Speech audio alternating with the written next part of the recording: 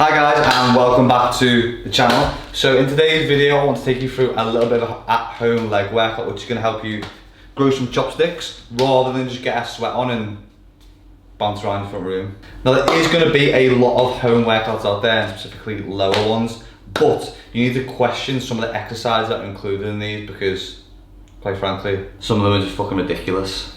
Now with leg training we want to do something which is going to help progressively overload the legs and something that's going to challenge us to hit failure. Now my view on this is that we aren't in the gym, we're at home, so it's going to be difficult to recreate those demands from home. However, there is some things that we can do or that we have at home because, as I've explained a few times, I am limited to kit. All I really have is 2 kettlebells. So there are things that we can do such as to progressively overload, like isometric holds, supersets, unilateral work, changing the intensity, using tempo. All these different training methods can be used to progressively overload so that we still keep some of our legs and we don't look like Chicken Little when we go back to the gym. So of course the first thing we're going to do is to warm up the lower legs before we go into any exercise, obviously.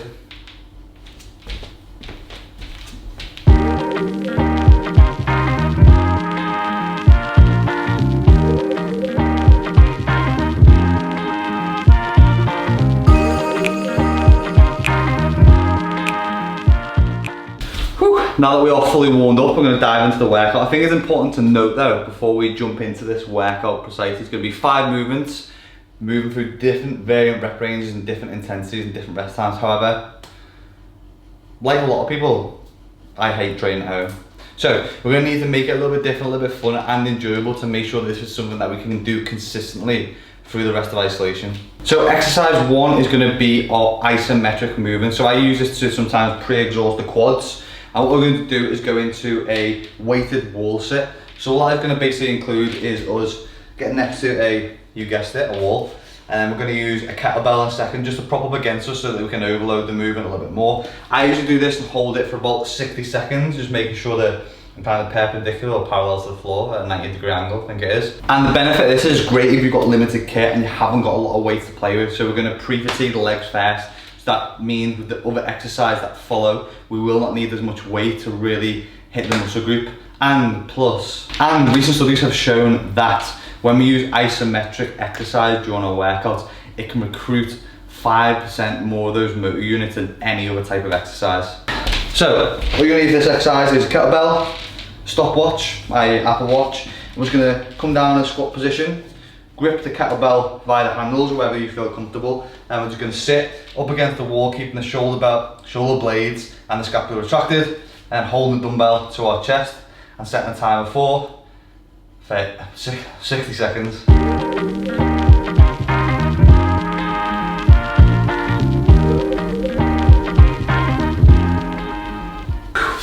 Whew. So, once you finish the full 60 seconds, we're then going to press the timer again. We're going to rest for 60 seconds, and then we're all in total we're going to hit 2 working sets of these just to get the quads, I suppose, nice and warmed up for going into the rest of the exercises. So exercise number 2 that we're going to go into for part of our home trainer is called the Cossack Squat. So again, this is one of those exercises I'll use which requires minimal weight because it's quite a challenging exercise. So again, I'll use it just to pre-fatigue again before we jump into some of the weighted exercises. We can use a kettlebell or a dumbbell during this exercise, but what I'd advise is first just to master the movement. So some of the fundamentals of the Cossack Squat is that we want to take an outside shoulder width stance. I do apologise if you're getting a load of ball in the shot of this one due to my yoga pants. Oh, you got yoga pants, Ollie, what are they? Lycra. Lycra. They are I actually don't know what they body are. pump brigade pants. I'm enjoying them. They're for Lucy Davis's eyes. I'm comfortable in these. And the whole of the rest of the We're world. getting away from the workout. So, keeping our feet wide and shoulder width apart to get yourself comfortable. The first part we're going to do is we need to keep that back nice and straight. You want to keep that chest out. You will have the tendency to lean forward a little bit depending on your mobility, so just be aware of that. The first thing we're going to do is move into the right side. So we're going to come down, keeping the weight onto the heel. And one thing you can do to start with is, if you watch my left foot, I'll bring the heel up slightly to keep it balanced, and then I'll come back up and move back down, move on to the other side, bring the right heel up, back up to the center, and again, back over to the other side. What you probably notice is, like I have, I've got worse mobility through my right side than my left, and my groin's quite tight. So just keep an eye on that as well. Then we'll come back over to the left, keep the chest up nice and high, head up, and driving back up from the quad. What we want to do as well is to make sure that we're keeping the weight bearing through the heel the whole time through the exercise. And then if we once we've mastered that, we can start to keep the foot on the floor. So again, if I come over to the right side, keep that foot down on the floor and then driving back up. Again, over to the left, keeping the knee pointing outwards. We don't want that to be folded in.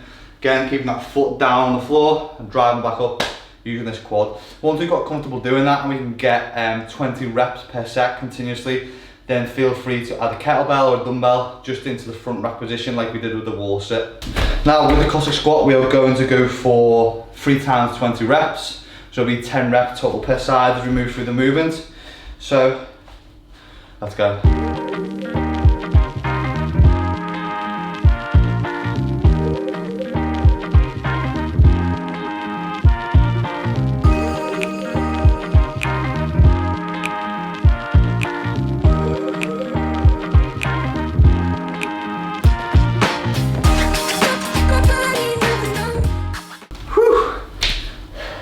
Once you finish that, we'll set a timer again for 60 seconds. Whew. Taking 60 seconds rest time, and we're going to do a further 2 sets of this one before moving on to the next exercise. So our third exercise, we're going to move into a weighted movement. So I'm just going to use a kettlebell. Again, never been so excited to see a 16 kg kettlebell in my whole life. So this one we're going to be doing a unilateral movement. It's going to be a front rack kettlebell reverse lunge. So the reason why I use unilateral movements sometimes in my workout is so that I can fatigue the muscle group without having to use a lot of load, which at home, guess what, we don't have. So with the unilateral movements, it means that we don't get as much load on the joints and we get a lot more on the muscle. And it also means that it helps with mind muscle connection. If you're just focusing on one side and training one leg, it means that you can tap into that muscle group a lot easier, and you can focus on that squeeze, the hamstring, the glutes and the quad. The other reason why unilateral movements are really good, so for me, example, my right side is more dominant than my left. So what I always say is to go with your weaker side first, so do 12 reps on the right side, and this is going to help counterbalance any differences you have in either side. What I'll do is I'll show you this exercise from the side angle just so you can see a little bit better. So what I'm going to do is start by using my right leg first, because this is my weaker side. I'm just going to simply pick the kettlebell up, take it in the front rack position, keeping it up to the chest, and all I'm going to do is plant my right foot down, and what I want to make sure is I'm keeping all the weight bearing through the heel again. I'm driving from there, and all we're going to do is keeping the chest up high, keeping the core nice and tight. We're going to come down onto that back foot. Then from this position, what I pretend is I'm dragging myself forward, so I'm using the hamstrings and the glutes to pull myself forward first, so I'm not using this back leg to push off of, and then I'm going to drive through the quad and really feel it through the glutes. So for this one, we're going to go 3 times 12 reps in total, and then 12 reps on the other side.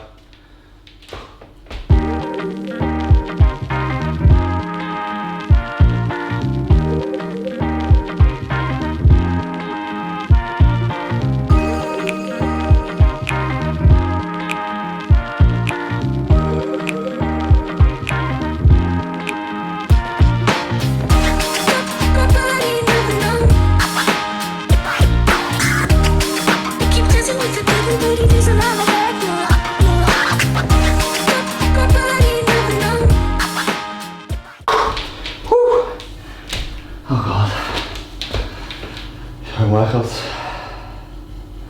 So once you've finished your 12 reps on either side, we're going to take a minute 30 a piece on these ones, just because we're working for 24 reps. It's a little bit more volume, allows me anyway to get my breath back.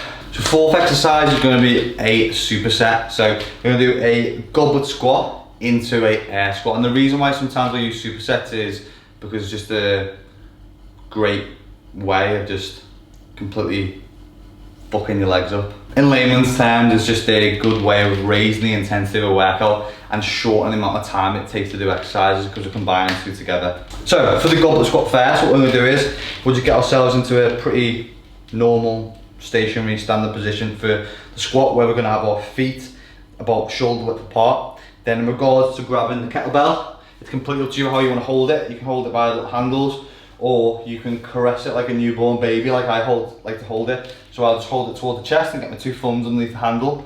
I'll show you that from the sides, it's a little bit easier.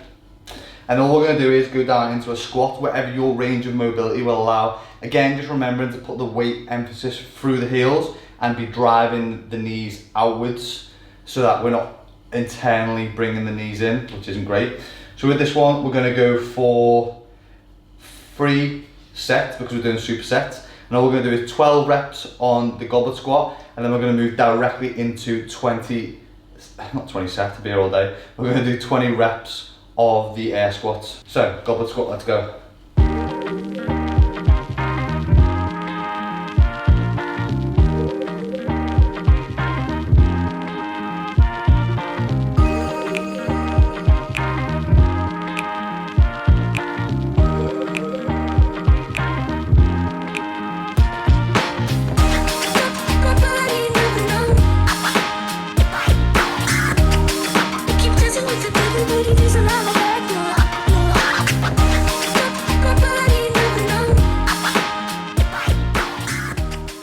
As soon as we finish the goblet squats, we'll switch over and go into an air squat, which is pretty self-explanatory. Again, feet about shoulder width apart. And all we're going to do, come down to the squat, using your hands to go wherever. We just want to get as much depth as we can. And then we come through, driving the glutes through. 20 reps.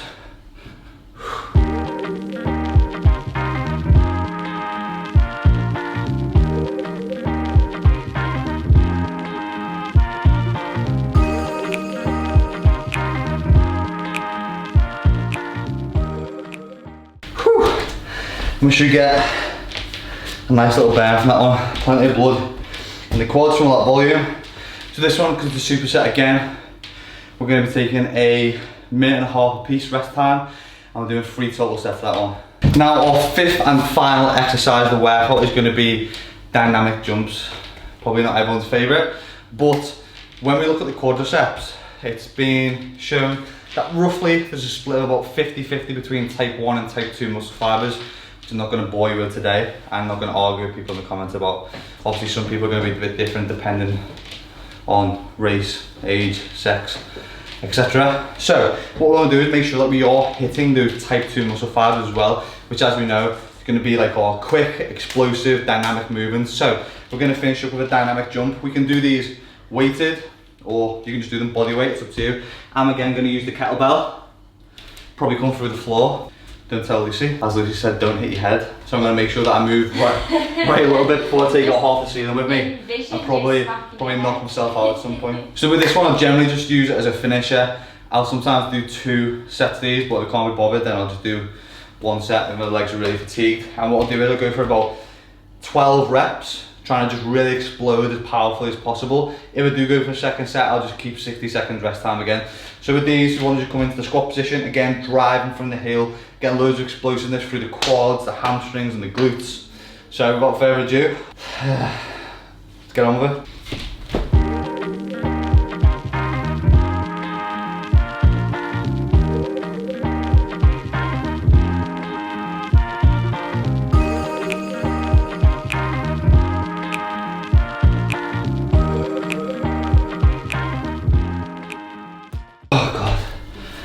Oh, there's nothing gassy like doing dynamic jumps. To get your heart rate going at the end of the workout, just really fries the quads off.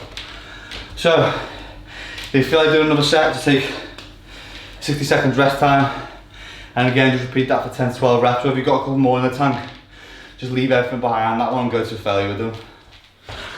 And that is all she wrote. So the takeaway from this video is basically not to do stupid shit that you see people doing on Instagram, and to complete the fundamentals properly. The other thing is consistency. It's okay doing this workout once, ever, perfectly, but then never doing it again. I'd much rather people do it to 80% and do it once this week, once next week, and consistently continuing to follow the routine.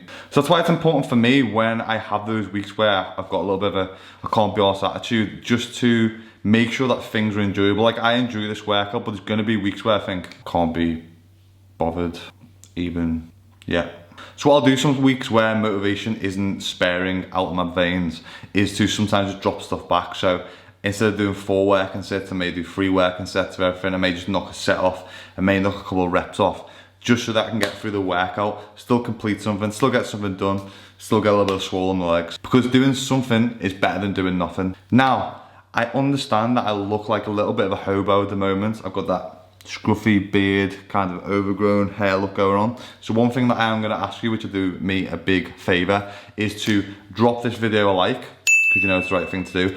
And if this is your first time visiting my channel, then please make sure that you drop down, hit that little red button and subscribe. Now, any question you've got, please feel free to drop in the comments. I will get back to them all and I'll see you on the next one, guys.